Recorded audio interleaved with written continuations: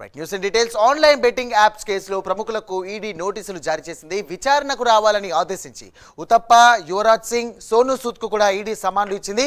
ఈ నెల 22న విచారణకు రావాలని రాబిన్ ఉతప్పకు కూడా అధికారులు నోటీసులు జారీ చేశారు.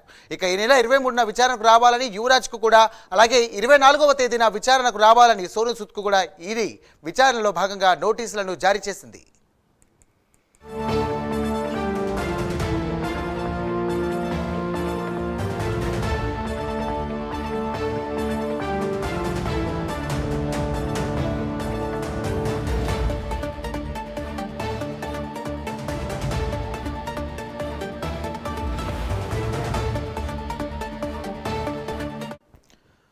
రైట్ మిడ్ డే బ్రేకింగ్ చూస్తున్నాం. ఆన్లైన్ బెట్టింగ్ యాప్స్ కేసులో భాగంగా ప్రముఖులకు ఈడీ నోటీసులు జారీ చేసింది.